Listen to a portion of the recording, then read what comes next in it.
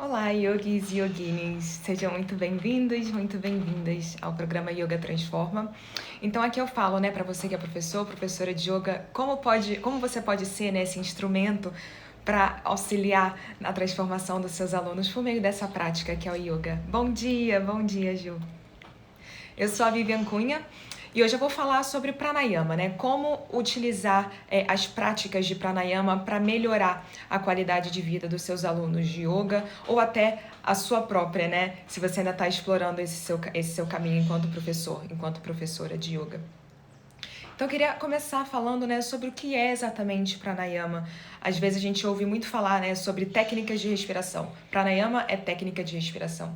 Mas o que seria isso exatamente, com mais profundidade?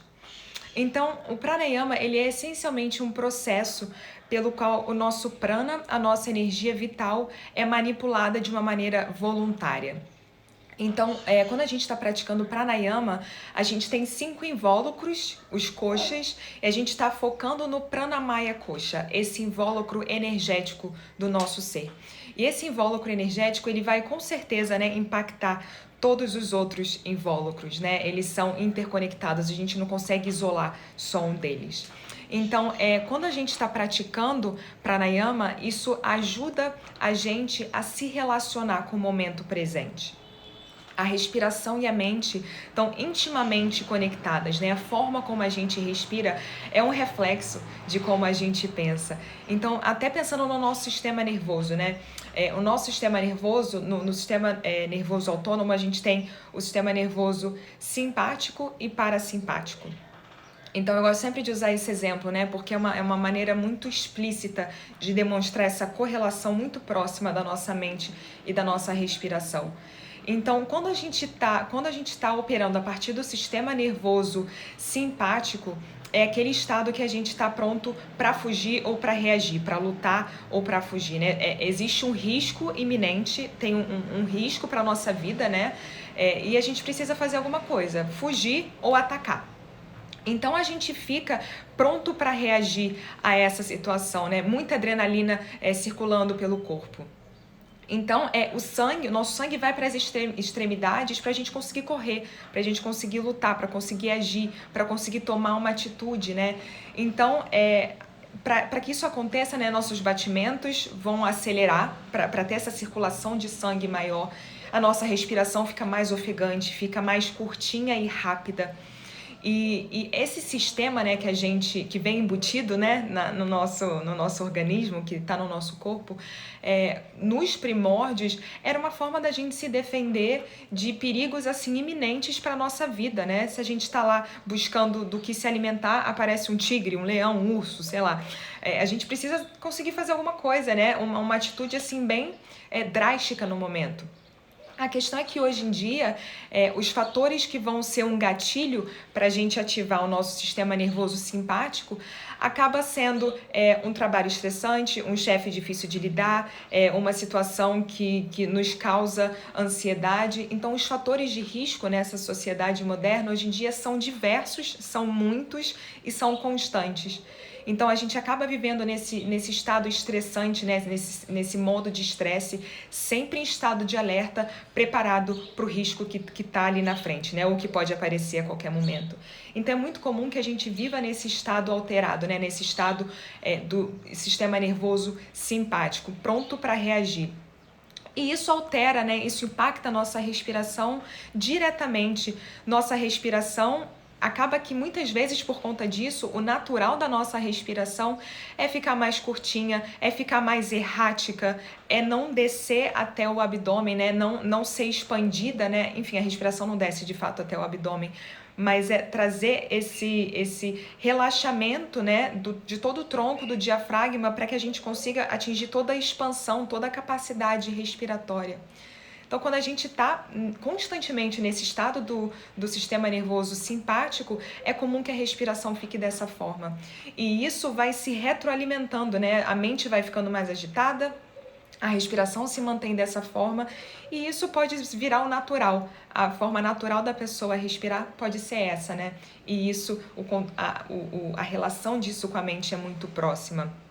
E do outro lado, quando a gente está funcionando mais a partir do sistema nervoso parasimpático, é justamente o oposto. É aquele momento que a mensagem que o nosso sistema nervoso está mandando para o nosso corpo é de relaxar.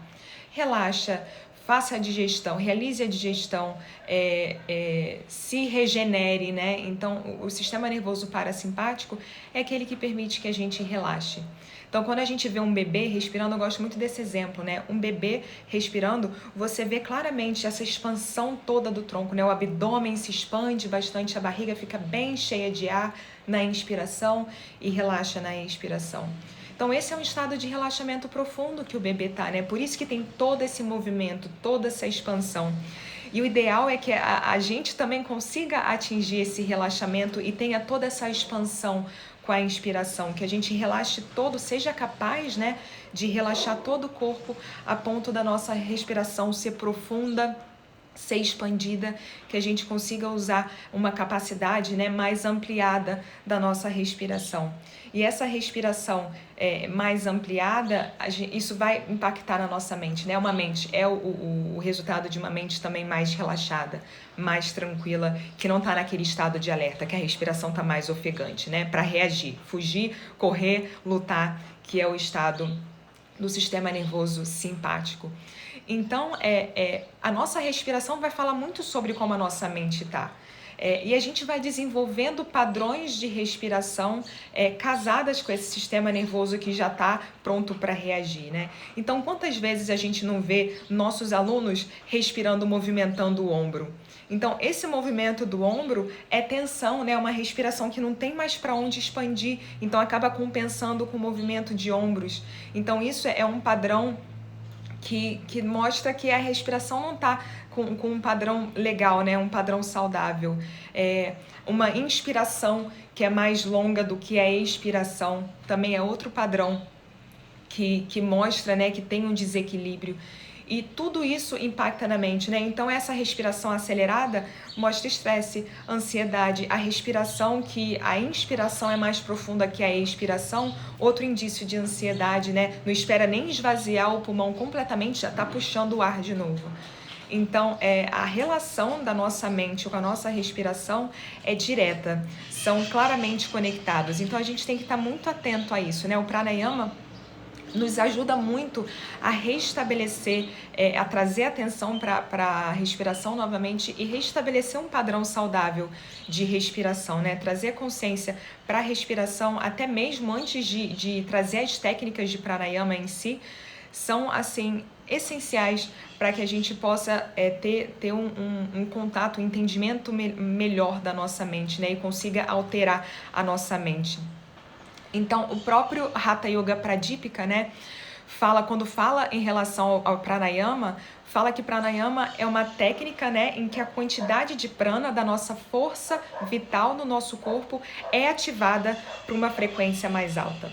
Então, no pranayama, a gente está voluntariamente alterando a nossa respiração. É uma escolha, né? A respiração pode acontecer de uma forma inconsciente, tá lá acontecendo, a gente nem percebe.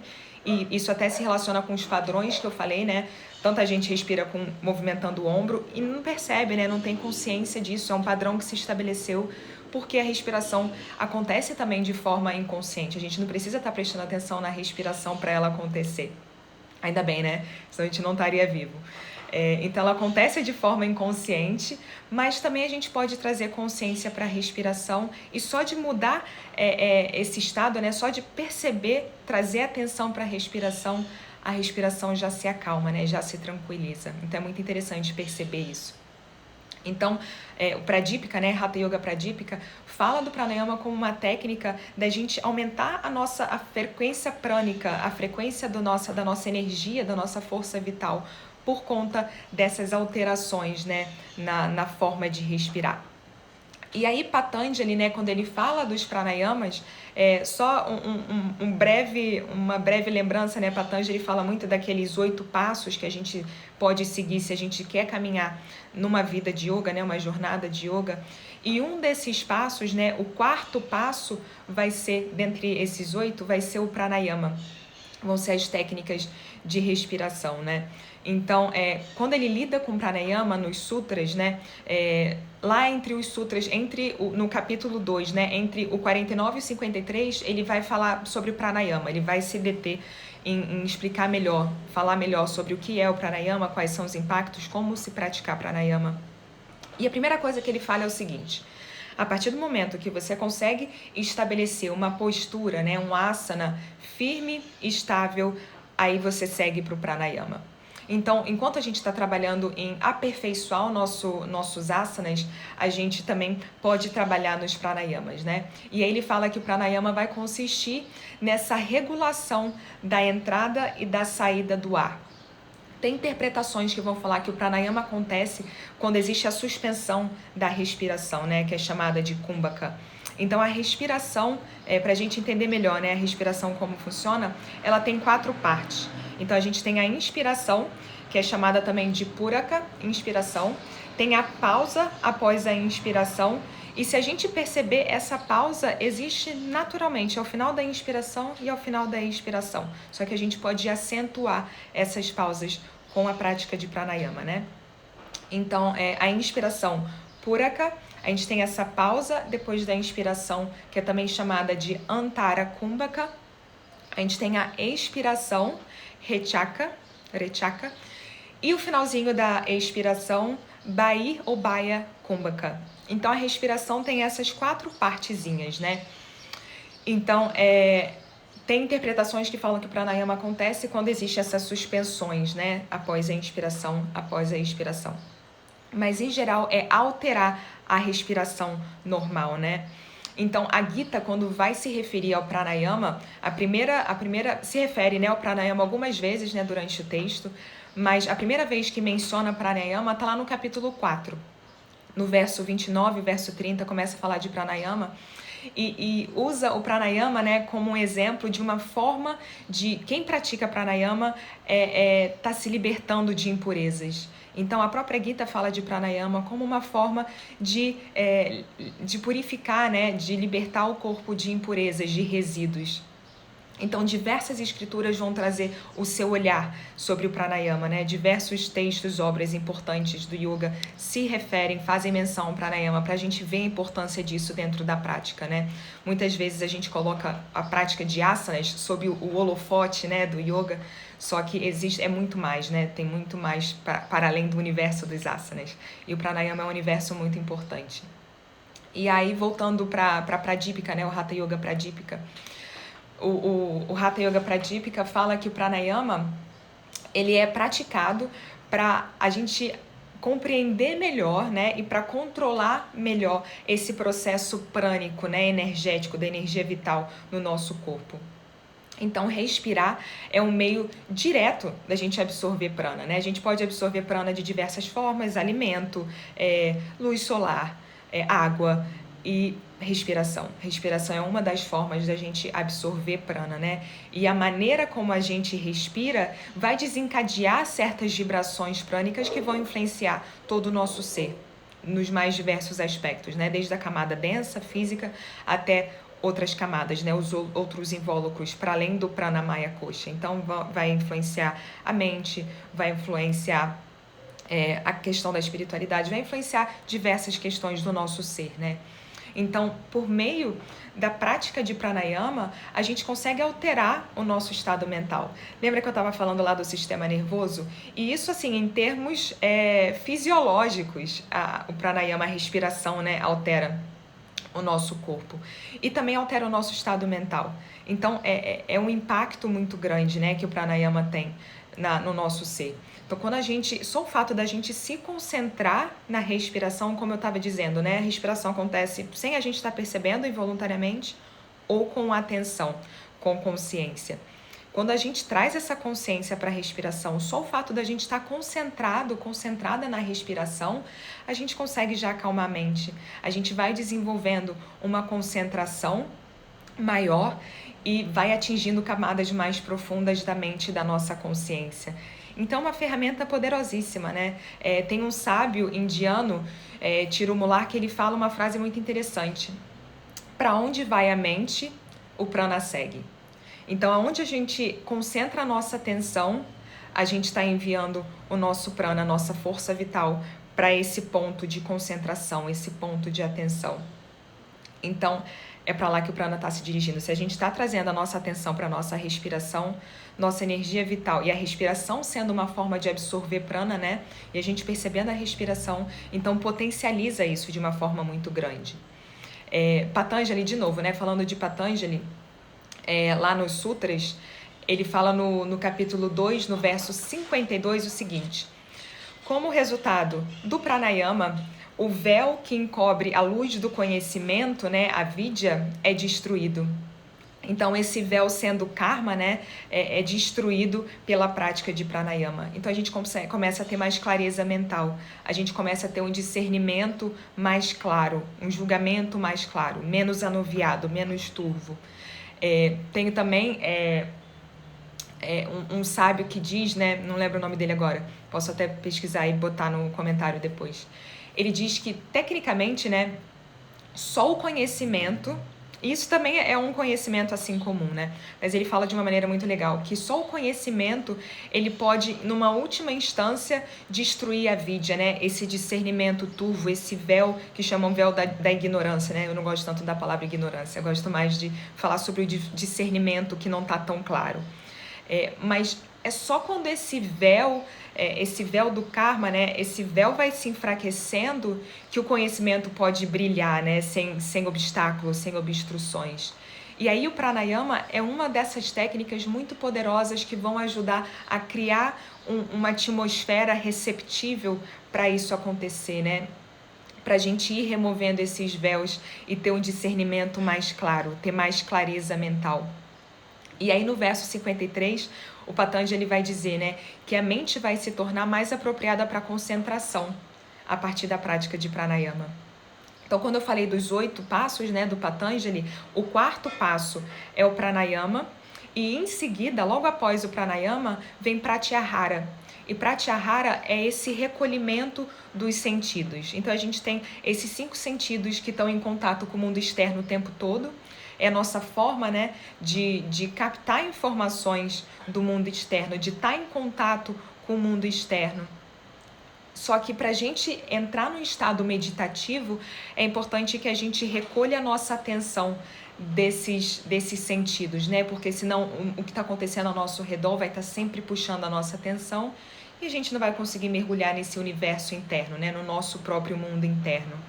Então, pranayama, a prática de pranayama é uma ferramenta fundamental para a gente entrar nesse estado seguinte, pratyahara, de recolhimento dos sentidos, né? Para a gente começar para que os sentidos não fiquem chamando a nossa atenção para fora, para a gente cada vez mais partir para essa internalização da nossa atenção.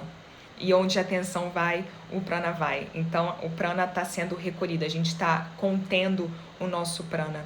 Então, pranayama é uma técnica, né, uma forma incrível da gente conter, cultivar o nosso prana, a nossa energia vital, né? Então, pranayama como esse caminho, né, tá pavimentando o caminho para a gente entrar nos estados meditativos. Então, o pranayama é essencial, né? O pranayama por si só, ele já concentra, traz essa concentração mental, mas ele também é um passo importantíssimo para essa internalização, né? Até pensando nesses 8 passos de Patanjali, o início, os primeiros passos, né? Os 3 primeiros passos são mais focados no externo. O primeiro, o segundo, yamas e niyamas, o primeiro fala de uma relação com o coletivo, com a sociedade, né? Restrições que a gente faz para lidar com o outro, para lidar com os outros, para o que está ao nosso redor, né? Os outros seres. Em seguida vem uma questão, um olhar, né? Os niyamas, um olhar para si, observações internas que a gente faz para o nosso próprio crescimento. Então, um caminho que vai começando a ficar mais sutil, do externo para o interno. Em seguida, vem os asanas, as posturas físicas, que já está internalizando um pouco, né? Tudo que a gente faz no corpo físico vai ter um impacto nas outras camadas do nosso ser. Então, do asana, em seguida, a gente vem para a prática de pranayama, né? Então, tá ficando mais sutil, tá ficando mais interno esse processo. E por aí vai, né? Até a gente chegar nos estados meditativos. Então, a gente vai trilhando esse caminho, né?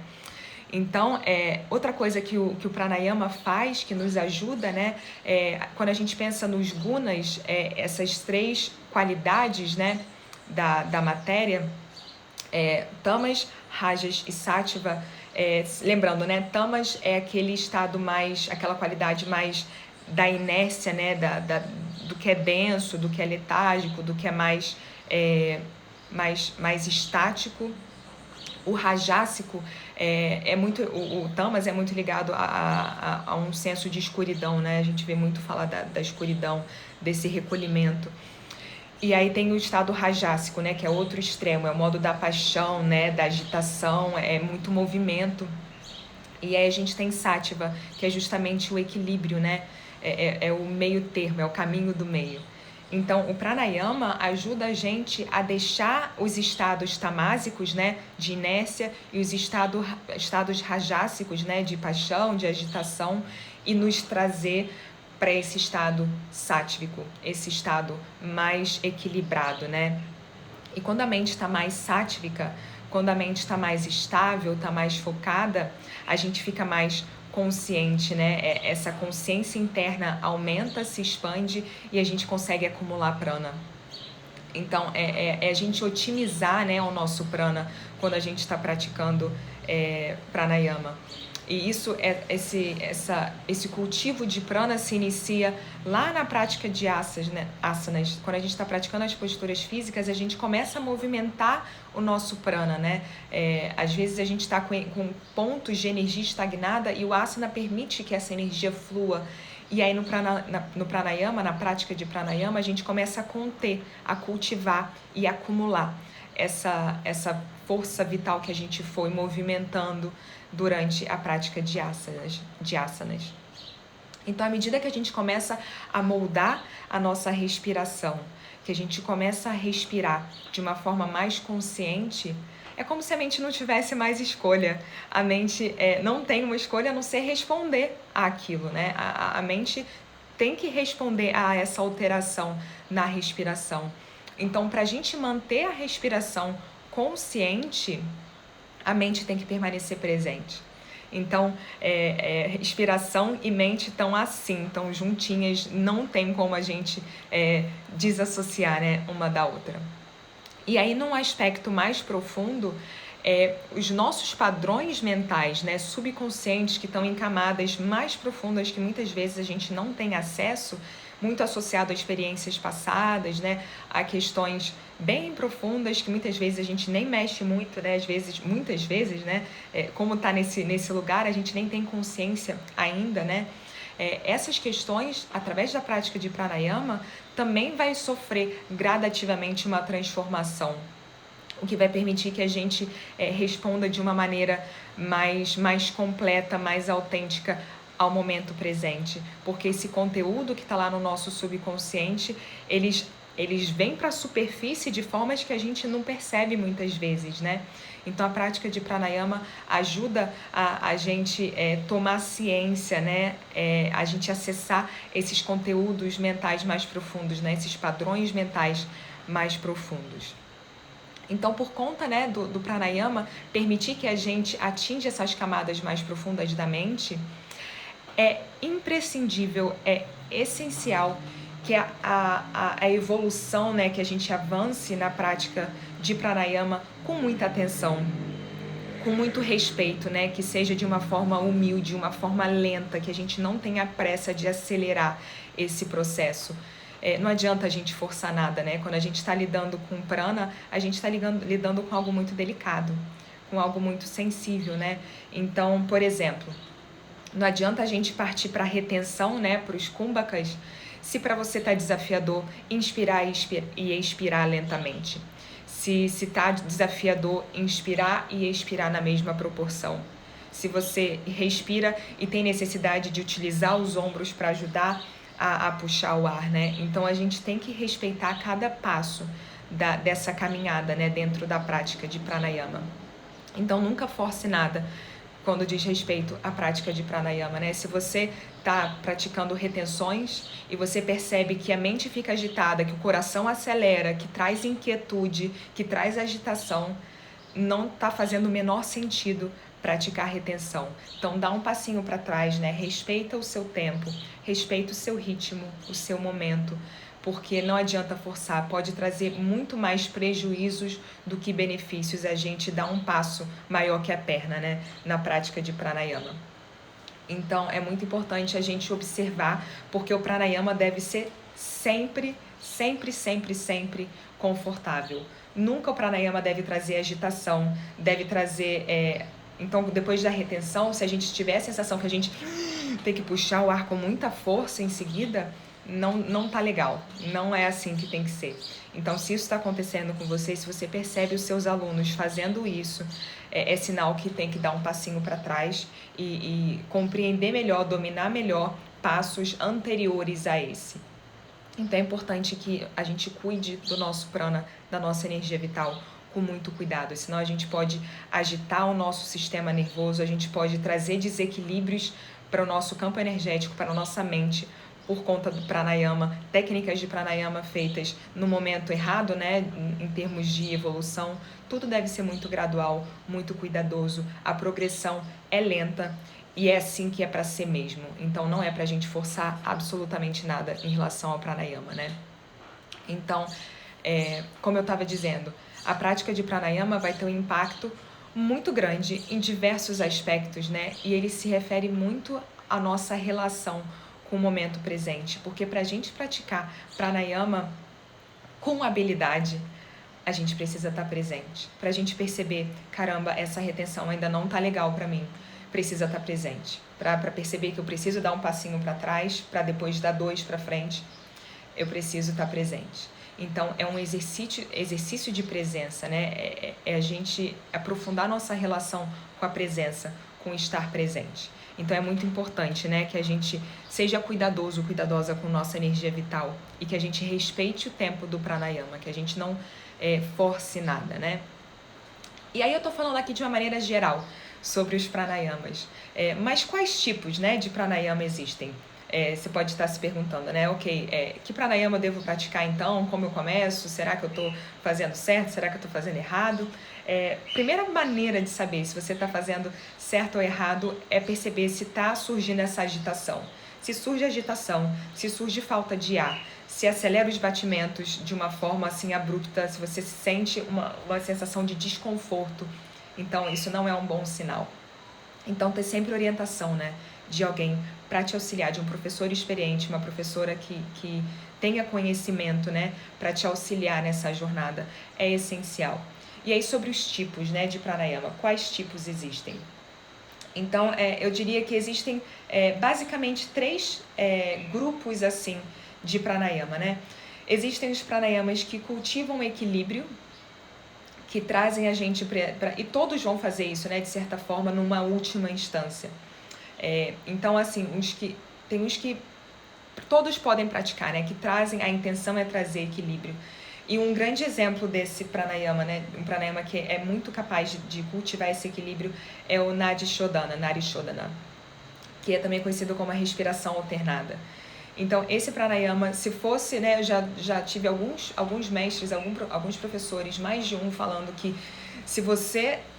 existem diversas técnicas de pranayama, né, mas se você tivesse que escolher uma só para praticar para o resto da sua vida, essa seria a prática para ser selecionada, para ser escolhida.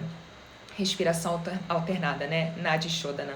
Seria a respiração, a técnica respiratória para ser escolhida, se fosse para escolher uma só. Então essa é uma prática que, assim, ela é adequada a todos, ela é super acessível, né? A única questão, a única contraindicação é se uma das narinas está bloqueada, porque como a gente alterna, né, a entrada e saída de ar, o ideal é que as narinas estejam desbloqueadas para que a gente consiga desempenhar, né, desenvolver essa técnica. Mas, para além disso, ela é ótima para quem está começando a praticar pranayama, para quem já tem uma prática de pranayama há muito tempo. Então, essa prática, ela é muito boa, ela é muito recomendada, incentivo muito, respiração alternada. E aí tem alguns pranayamas, né, que vão ter um efeito mais calmante e vão ter outros pranayamas que vão ter um efeito mais energizante, né? Então, como exemplo desses pranayamas mais calmantes, a gente tem o Bhramari, por exemplo, né, que é a respiração da abelha, o humming. A gente tem o Chandrabidana, a respiração da lua. A gente tem Viloma. Então, são diversas técnicas, né, que acalmam. Quando a gente está nesse estado agitado, quando a mente está agitada, a gente pode praticar esses pranayamas mais calmantes para a gente se acalmar e a gente retornar para um equilíbrio. E do outro lado, né, quando a gente está se sentindo mais letárgico, preguiçoso, sem energia, um pouco mais no estado inércia, né, mais tamásico, os pranayamas energizantes podem ajudar a gente a voltar para esse equilíbrio, né? E aí, como exemplo, a gente tem o Kapalabhati, a gente tem Bhastrika, Surya Bidana, Ujjayi. Então, são diversas as técnicas, né? Em todos dependendo do efeito que você quer, tem diversos tipos de técnicas que podem ser praticadas, né? Então, é um universo todo para ser explorado, né? Então, é muito legal, é muito interessante. Então, a importância do pranayama é gigantesca, né? É uma preparação para a meditação também. Então, como eu falei ali atrás, né? Nesses passos de Patanjali, o passo do pranayama é importantíssimo para a gente fazer essa virada de chave do externo para o interno, para a gente começar a recolher os sentidos, né? Partir para o pratyahara e em seguida para as técnicas, para os estados meditativos. Então, é uma preparação para a meditação e é uma forma super eficiente da gente concentrar a mente, se manter presente. Como eu falei, né? Cultivar essa relação com a presença. E aí vem algumas perguntas, né? Muitas vezes eu recebo pergunta de qual o melhor horário para praticar, né? Como deve ser, tem alguma especificidade sobre o local de prática, sobre postura, posição?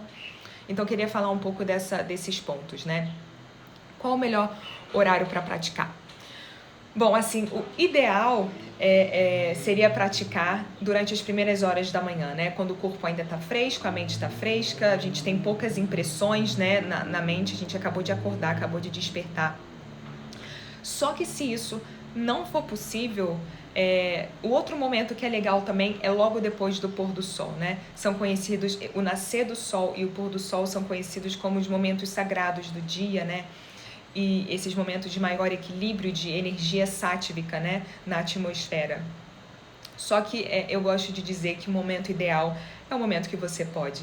Então, se tá complicado fazer primeiro momento da manhã, né, se tá complicado fazer após o pôr do sol, faça no momento que você estiver disponível. É mais importante praticar do que não praticar. Então, temos o ideal, mas quando você puder, né, o ideal é nesse momento após despertar, fazendo o seu início, né, da sua rotina diária de higiene, depois fazendo a sua prática de asanas, em seguida de pranayama, para depois seguir para meditação. Então, essa seria a ordem ideal, né? E não podendo de manhã, faça o horário que você puder. Então, outra coisa legal também é que esses pranayamas mais tranquilizantes, eles podem ser feitos antes de dormir também. Então, quem tem insônia, né, dificuldade de dormir, pranayamas tranquilizantes são uma ótima ferramenta para ajudar a gente a relaxar. Então, algo legal também de se fazer, tanto em relação ao pranayama quanto à meditação, é tentar praticar regularmente, na mesma hora, no mesmo local, todos os dias. Então, isso é um treinamento da mente, né? A mente já sabe que naquele horário, naquele lugar, a mente se concentra, a mente atinge um estado específico, né? Então, essa regularidade na prática vai aumentar a nossa força de vontade, vai aumentar o nosso compromisso e vai acostumar o corpo e a mente a esse estímulo, né? A esse aumento dessa energia vital. E não precisa ter pressa, lembrando, né? É sempre legal falar que não precisa ter pressa. É um progresso lento, né? É um progresso constante. E essa velocidade que não é acelerada, é lenta, mas é regular e constante, é essencial na prática de pranayama, né? Não adianta a gente praticar uma vez na semana seguinte quer aumentar a retenção e aí fica 5 dias sem praticar, depois tenta aumentar de novo. Então, isso não é recomendado. É melhor passinhos pequenininhos, esticados, né, ao longo do tempo. Em relação ao local de prática, o que seria um local bacana? Então, o ideal é que seja um ambiente silencioso, um ambiente limpo, um ambiente agradável, que você se sinta confortável, né? Um local que seja bem ventilado, enfim, na tradição diz-se, né, que o ideal é que não exista corrente de ar, que a gente não pratique embaixo do sol, para não superaquecer o corpo. A não ser se você estiver praticando, né, com o nascer do sol, esses primeiros raios solares não tem tanto problema assim, eles são benéficos, na verdade. Mas na tradição, né, dizem que praticar na frente do ventilador, no ar-condicionado, altera a temperatura do corpo, e isso não é ideal, né? Então, só que às vezes a gente mora em lugares que são muito quentes, né? Uma época eu estava praticando embaixo do ventilador todos os dias, e realmente faz diferença, né? Parece que causa uma certa agitação, o corpo fica mais resfriado, né? Porque durante a prática de pranayama, de meditação, a temperatura do corpo cai um pouco. Então, não seria ideal praticar embaixo do ventilador do ar-condicionado, né? Não é ideal. Mas lembrando, né? Se for a única opção, é melhor praticar do que não praticar, mas ter cuidado, né? Evitar esse tipo de contato quando você estiver fazendo suas práticas de pranayama e de meditação. Então, até por isso também, né? Esse momento do nascer do dia é um momento que a temperatura está mais agradável, né? Então, algo para a gente pensar no local que a gente está praticando. E a postura deve ser sempre confortável. Então, a mesma postura que a gente sustenta para o pranayama é a mesma que a gente pode manter para a prática de meditação. Então, sempre uma postura confortável, que a gente consiga manter a coluna alongada, né? Que seja possível manter a respiração fluida, regular, que a gente consiga manter o corpo estável, né? Que a gente não fique se movimentando, tendo que se ajeitar toda hora. Se a gente tem que se ajeitar, a atenção vai para fora, vai para o externo. E o ideal é que a gente cultive nossa energia vital, né? Que a gente vá contendo o nosso prana. Então, são diversas posturas, né? Siddhasana, pernas cruzadas, é uma postura boa.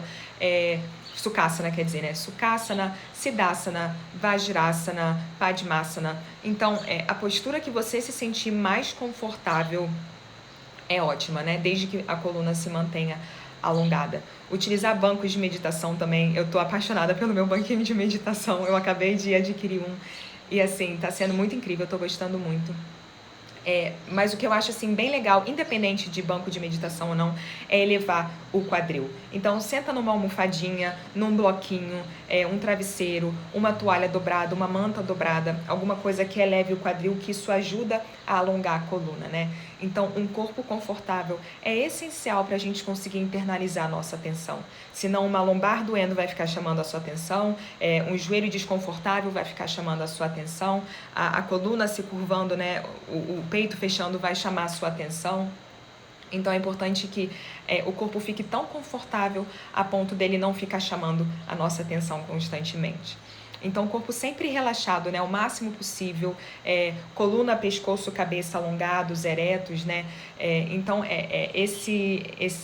essa importância de estabelecer uma postura confortável é essencial para a gente conseguir adentrar a prática, se aprofundar na prática.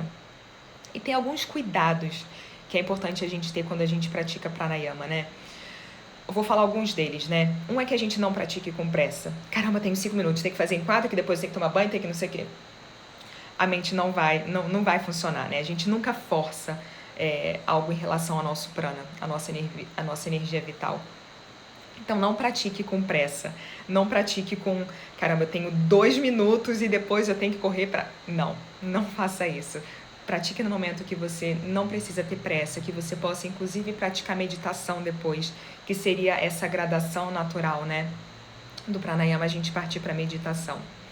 Então, não pratique com pressa, não pratique quando você sentir que o pulmão está congestionado, se você estiver sentindo que tá com tosse, tá com nariz entupido, né, bloqueado, então é melhor não praticar, né? Não adianta a gente forçar nada. De novo, nunca nada forçado em relação ao prana. Outra questão é não praticar imediatamente após as refeições. Então, o foco do corpo nesse momento, o nosso prana está concentrado na digestão. A gente não quer atrapalhar a nossa digestão. Então, para praticar pranayama, é bom aguardar, né, umas 3 horas, 4 horas após as refeições, para ter dado tempo da gente ter feito a digestão, né? Então, o ideal é que a gente pratique com o estômago vazio, tanto pranayama quanto meditação. Como eu falei, né? Isso eu vou reforçar diversas vezes. A gente nunca força a respiração. A gente nunca tensiona a respiração. Isso não é benéfico, né? Isso não é produtivo. Isso é, pelo contrário, né? Mais prejudicial do que benéfico. E umas dicas, né? Se você está praticando já retenção ou se você tá ensinando, né, técnicas de pranayama para os seus alunos, para suas alunas com retenção, com os kumbhakas, né? É importante que a gente traga as contraindicações. Então, como eu falei ali atrás da respiração alternada, do Nadi Shodhana, se a gente está com uma das narinas bloqueadas, não vai ser legal praticar, né? Não vai dar para praticar, na verdade, não vai ser possível. Outro ponto de contraindicação é que pessoas que têm pressão alta, pessoas que têm alguma questão, né, no pulmão, no coração, nos olhos, né, pressão glaucoma, por exemplo, alguma questão nos ouvidos, não devem praticar a retenção após a inspiração. Ou até pranayamas que são mais vigorosos, né? Então isso é algo a ser evitado. Pressão alta, alguma questão no pulmão, no coração, nos olhos, nos ouvidos. Então não reter o ar depois da inspiração. Outra questão que é importante, que quem tem pressão baixa, né, não deve reter o ar, segurar após a expiração.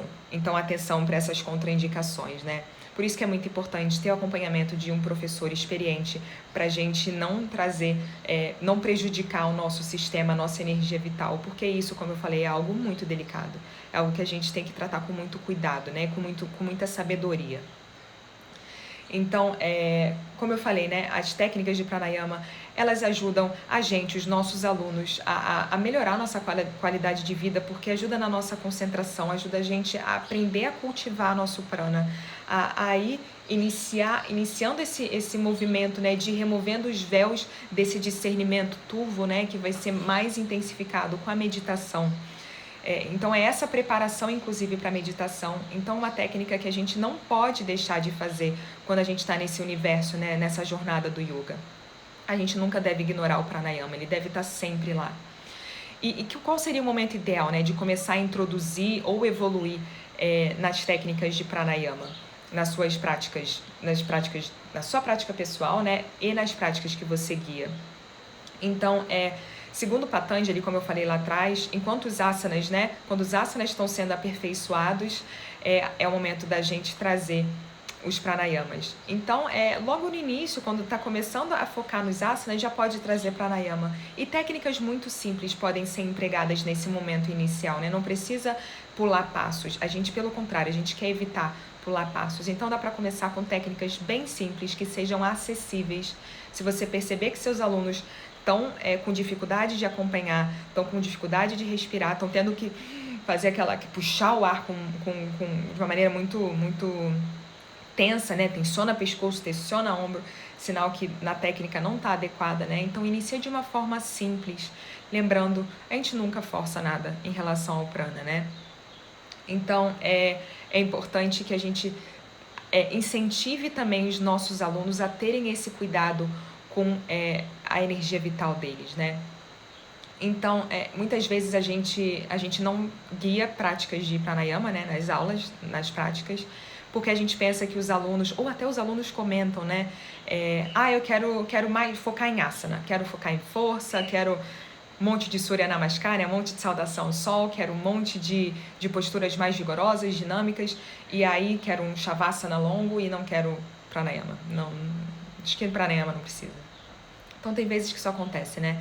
Mas nem sempre o que a gente quer é o que a gente precisa. Eu gosto muito dessa frase. Nem sempre o que a gente quer é o que a gente precisa. Então, muitas vezes o que a gente precisa é aquilo que a gente vai deixando de lado, né? Então, a pessoa que tem uma mente agitada, tá lá praticando um monte de postura vigorosa, uma prática que é intensa, né? Uma postura depois da outra, respira, movimenta. Quando que essa pessoa para e começa a internalizar, né? Então, às vezes, a gente quer o que é natural pra gente. Uma mente agitada quer movimento, quer intensidade, né? Quem é pita quer intensidade, quer posturas que até as pernas tremerem, né? Até suar. Só que não necessariamente é o que a pessoa precisa. Então, trazer o porquê do pranayama é importante, né? Explicar o porquê que a gente está praticando aquilo, né? Trazer os benefícios da técnica que você tá ensinando, explicar como é importante a gente ter cuidado ao lidar com a nossa energia vital. Então, trazendo essas informações para os alunos, né?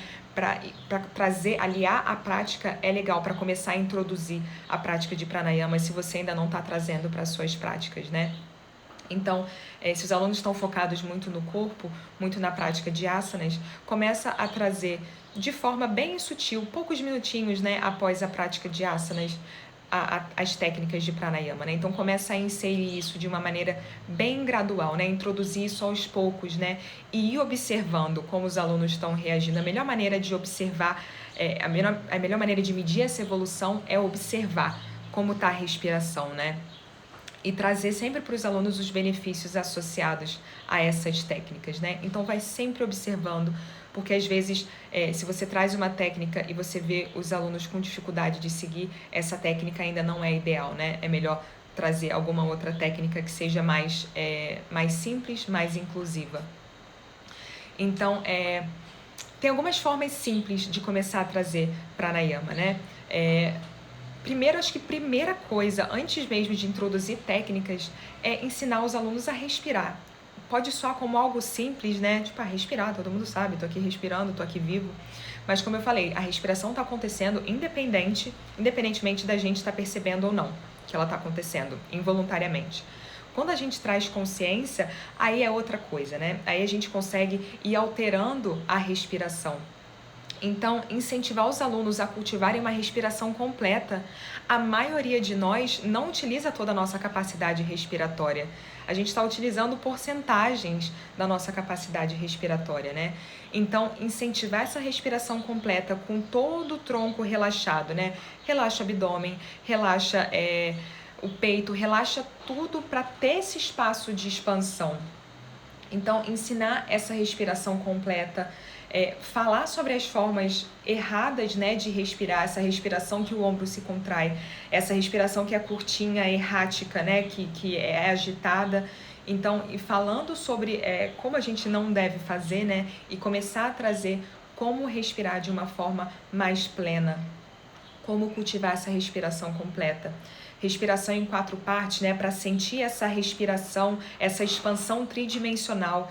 Então a respiração ela se expande para frente, para as laterais, para trás, até para baixo. Quando a gente inspira daquela forma bem completa, a gente sente até o assoalho pélvico descendo um pouquinho de forma como consequência, né, desse relaxamento, dessa expansão. Então, ensinar os alunos a cultivar essa respiração bem completa, né? E perceber, trazer a atenção para essa respiração equilibrada, porque tantas vezes a gente inspira e até quando a gente está ansioso, tá com asma, inclusive, né, pessoas com asma ficam puxando o ar, né, a gente quer puxar o ar, a gente já tá pensando lá na frente, né, então a gente está puxando o ar, então a gente não espera nem a expiração acontecer de forma plena e já tá puxando o ar de novo, né, já tá inspirando de novo. Então, cultivar essa respiração equilibrada, em que a inspiração e a expiração têm a mesmíssima duração, também é um passo muito importante. Então, antes até de introduzir técnicas de pranayama, um bom primeiro passo é ensinar os alunos a respirar de uma forma plena, de uma forma completa, de uma forma equilibrada. Então, esse seria, eu recomendo muito que se inicie dessa forma, aprender a respirar. Depois vai trazendo as técnicas de pranayama de uma forma acessível, dando opções, dando modificações, lembrando das contraindicações, né? Porque algumas pessoas não vão poder praticar algumas técnicas e tem sempre alguma alternativa que a gente pode oferecer. Então, sempre trazendo para a atenção dos seus alunos que a gente tem que ser muito cuidadoso em lidar com a nossa energia vital, nunca força nada. E cada vez mais trazer essa consciência da respiração também para o nosso dia a dia, né? Porque não adianta só, ok, aqui na prática de yoga eu vou perceber que minha respiração está completa, tô relaxando meus ombros, né? Tô conseguindo equilibrar, mas aí é só botar o pé para fora da sala de prática ou da sala de casa, né? Que hoje em dia a gente está praticando em casa, que volta aquela respiração que tem padrões que não são ideais, né? Então, também incentivar os alunos a trazer essa respiração mais plena para o dia a dia, para a vida fora do tapetinho.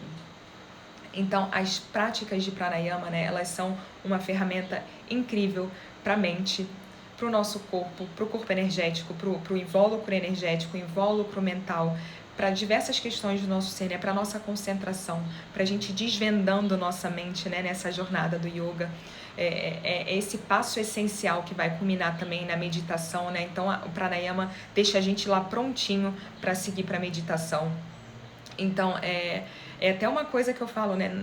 Muitas vezes a gente tenta meditar, abrindo esse parênteses da meditação, muitas vezes a gente tenta meditar, senta e fala, vou meditar agora. E aí vira uma luta com a mente, né? Ai, para de pensar, não tô conseguindo, caramba, poxa, será que eu não sou boa em meditação? Acho que meditação não é pra mim. Então a mente começa a girar.